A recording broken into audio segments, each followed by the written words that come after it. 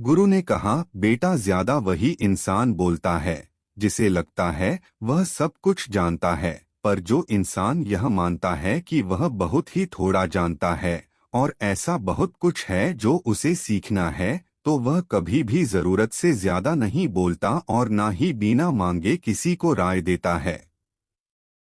इसलिए पहले खुद के अंदर का ये अभिमान हटाओ कि तुम्हें सब कुछ पता है। शिष्य ने गुरु के सामने अपना सिर झुका दिया। गुरु ने कहा, तुम्हारे ज्यादा बोलने की आदत को मैं एक दिन में ही तो खत्म नहीं कर सकता। यह आदत तुम्हें खुद ही अपने अंदर धीरे धीरे कम करनी होगी, लेकिन तुम्हें यह जरूर बता सकता हूँ कि किन मौकों पर तुम्हें शांत रहना चाहिए, ताकि तुम खुद को दुखी होने से और किसी बड़ी मुसीबत में पड़ने से बच सको। शिष्य गुरु की बातों से सहमति दिखाते हुए अपना सिर हाँ में हिला दिया। गुरु ने कहा, बेटे, इन 5 मौकों पर हर इंसान को अपना मुंह बंद रखना चाहिए। पहली स्थिति, जब तुम्हें लगे कोई तुम्हारे भावनाओं को तुम्हारे शब्दों से नहीं समझ सकता, उस समय तुम्हें चुप रहना चाहिए। अक्सर हम लोगों को अपनी दुख परेशानियां बताना शुरू कर देते हैं, जबकि हमारे आसपास रहने वाले ज्यादातर लोगों को इससे कोई मतलब नहीं कि हमारे जीवन में क्या गुजर रहा है। हर इंसान को केवल खुद से मतलब होता है। वह केवल खुद के बारे में बात करना चाहते हैं, वह केवल खुद की तारीफ सुनना चाहता है। उन्हें हमारे जीवन की परेशानियों से कोई मतलब नहीं और ना ही वह सुनना चाहते हैं। हो सकता है 1 या 2 बार वह तुम्हारी दुख भरी कहानी सुन भी ले, लेकिन उसके बाद तुमसे दूर भागना शुरू कर देंगे, क्योंकि कोई भी किसी दुखी और असहाय इंसान के साथ रहना पसंद नहीं करता। इसलिए कभी भी अपने कुछ करीबी मित्रों और परिवार वालों को छोड़कर किसी ऐसे इंसान को अपनी परेशानी ना बताएं जो तुम्हारे बातों को समझने के बजाय उनका मजाक बनाए या तुम्हारी मजबूरी का फायदा उठाए। दूसरी स्थिति, जब तुम्हें यह ना पता हो कि किसी विशेष मौके पर क्या बोलना है या किसी विशेष घटना के बारे में आधा अधूरा ही ज्ञान हो, तो ऐसे मौके पर तुम्हें चुप ही रहना चाहिए। ऐसा इंसान जो आधा अधूरा ज्ञान होने के बाद भी उस विषय में बात करता है, वह अक्सर ही मजाक का पात्र बनता है और कोई भी ऐसे इंसान को कभी गंभीरता से नहीं लेता। अपनी बात प्रभावशाली तरीके से वही इंसान रख सकता है जिसे उस घटना या विषय के बारे में गहराई से जानकारी है। इसलिए कभी भी आधी अधूरी और इधर उधर से मिलने वाली जानकारी के आधार पर लोगों से अपनी बात मनवाने की कोशिश ना करो। हालांकि दोस्तों, प्रभावशाली बातचीत करना और एक ऐसा इंसान बनना जिससे हर कोई बात करना चाहे, जिससे हर कोई सुनना चाहे, यह भी एक कला है जिसे हर इंसान सीख सकता है। आप भी सीख सकते हैं। तीसरी स्थिति, गुरु ने कहा, जब कोई इंसान तुम्हारे सामने किसी तीसरे इंसान की बुराई कर रहा हो, तब ऐसी परिस्थिति में तुम्हें चुप रहना चाहिए।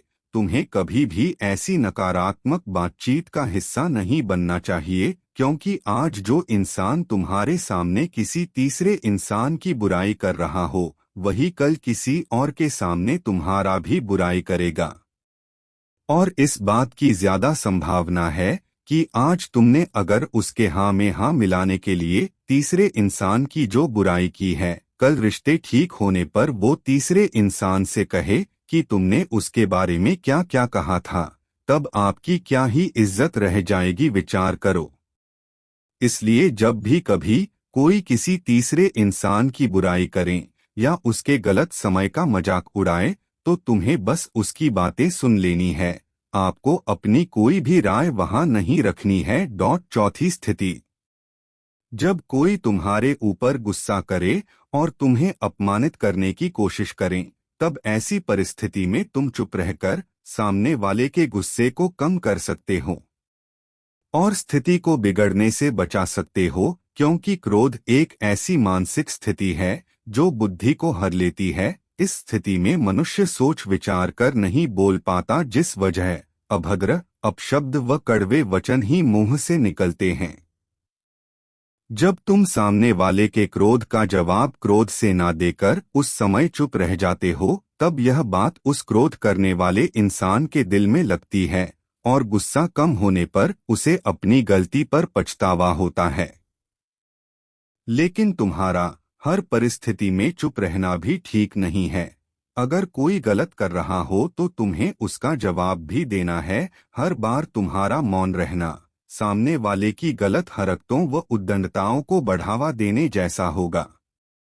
लेकिन कुछ लोग ऐसे होते हैं जिन्हें हमारा चुप रहना उन्हें हमारी कमजोरी प्रतीत होती है। गुस्से के दौरान चुप रहने का यह तरीका केवल परिवार, सगे संबंधी और कुछ निकट मित्रों के लिए सही है, न कि हर इंसान के लिए। अगर तुम हर जगह चुप रहने लग गए तो इसका गलत फायदा उठाया जा सकता है। 5वीं स्थिति, जब कोई इंसान अपने जीवन की किसी दुख भरी घटना या परेशानियों से गुजर रहा हो तो तुम्हें चुप रहकर सिर्फ उसके बातों को सुनना है। लेकिन ज्यादातर लोग ऐसे होते हैं कि किसी ने उनके सामने अपनी समस्या सुनाई नहीं कि उन्होंने समाधान देना शुरू कर दिया। जबकि कोई इंसान अपना समझकर ही हमसे अपनी परेशानी साझा कर रहा होता है, न कि वो आपसे किसी सुझाव की उम्मीद से बता रहा होता है। वह बस ये चाहता है हम उसकी पूरी बात ध्यान से सुन ले। जब हम किसी की परेशानी को ध्यान से पूरा सुन लेते हैं तो उस इंसान को एक मानसिक व आत्मिक शांति मिलती है। उसे ऐसा लगता है कि चलो किसी ने तो मेरी बात को समझा। परेशानी के समय में किसी इंसान को सांत्वना देने का सबसे अच्छा तरीका है कि हम बस उस इंसान की पूरी बात को ध्यान से सुन ले।